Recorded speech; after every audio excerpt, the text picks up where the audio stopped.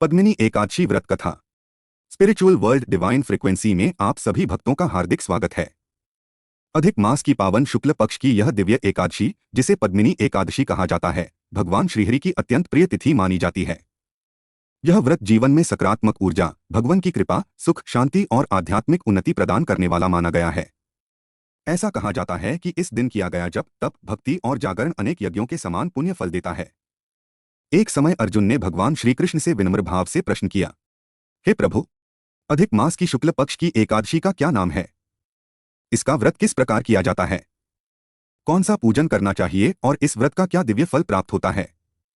भगवान श्री कृष्ण मुस्कुराकर बोले, हे पार्थ, अधिक मास की शुक्ल पक्ष की एकादशी का नाम पद्मिनी एकादशी है। यह अत्यंत पुण्यदायी और भक्तों को दिव्य कृपा प्रदान करने वाली तिथि है। जो भक्त श्रद्धा और भक्ति से इस व्रत को करते हैं, उन पर भगवान विष्णु की विशेष कृपा बरसती है और उनके जीवन में आनंद, शांति और आध्यात्मिक प्रकाश का आगमन होता है। भगवान श्री कृष्ण ने आगे कहा, इस व्रत की शुरुआत दशमी तिथि से करनी चाहिए। भक्त को सात्विक भोजन ग्रहण करना चाहिए और मन को पवित्र भावों से भर लेना चाहिए। रात्रि में भगवान का स्मरण करते हुए भूमि पर विश्राम करना चाहिए और ब्रह्मचर्य का पालन करना चाहिए। एकादशी के दिन प्रातःकाल स्नान करके स्वच्छ वस्त्र धारण करें। मन में भगवान श्रीहरि का ध्यान करते हुए पवित्र भावना से पूजा करें। भगवान श्री कृष्ण और माता राधा का पूजन करें। धूप, दीप, पुष्प, चंदन, नैवेद्य और भक्ति से प्रभु को प्रसन्न करें। भक्तजनों को दिन भर भगवान का नाम जपना चाहिए, भजन कीर्तन करना चाहिए और रात्रि में जागरण करके प्रभु का स्मरण करते रहना चाहिए। ऐसा करने से भक्त के जीवन में डिवाइन एनर्जी का संचार होता है और यूनिवर्स उसके पक्ष में कार्य करने लगता है। भगवान श्री कृष्ण ने कहा, इस व्रत का प्रभाव इतना दिव्य है कि मनुष्य को अनेक यज्ञों और तीर्थों के समान पुण्य प्राप्त होता है। माता लक्ष्मी का आशीर्वाद सदैव उसके जीवन में बना रहता है और उसके सभी शुभ कार्य सफल होने लगते हैं। इसके बाद भगवान श्री कृष्ण ने अर्जुन को एक अद्भुत कथा सुनाई। प्राचीन समय में महिष्मती नगरी में एक तेजस्वी राजा राज्य करते थे, जिनका नाम कार्तवीर्य था। राजा अत्यंत धर्मात्मा और प्रजावत्सल थे। उनकी रानी प्रमदा भी महान पतिव्रता और भक्तिभाव से पूर्ण थीं। राजा और रानी दोनों भगवान की भक्ति में लीन रहते थे, किंतु वे एक ऐसे तेजस्वी पुत्र की कामना करते थे जो धर्म और सत्य का प्रकाश फैलाए।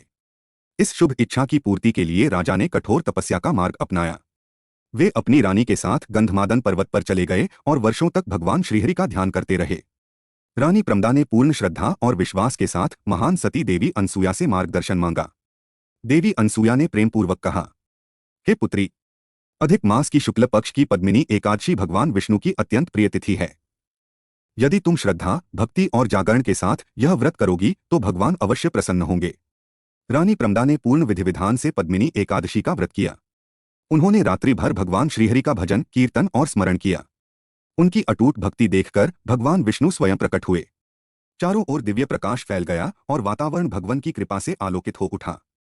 भगवान विष्णु बोले, हे रानी प्रमदा, तुमने अत्यंत श्रद्धा और भक्ति से यह व्रत किया है। मैं तुम पर अत्यंत प्रसन्न हूं। वर मांगो। रानी ने विनम्रता से कहा, हे प्रभु, आपका आशीर्वाद मेरे पति को प्राप्त हो, यही मेरी कामना है। भगवान श्रीहरि ने प्रसन्न होकर राजा को दिव्य वरदान प्रदान किया।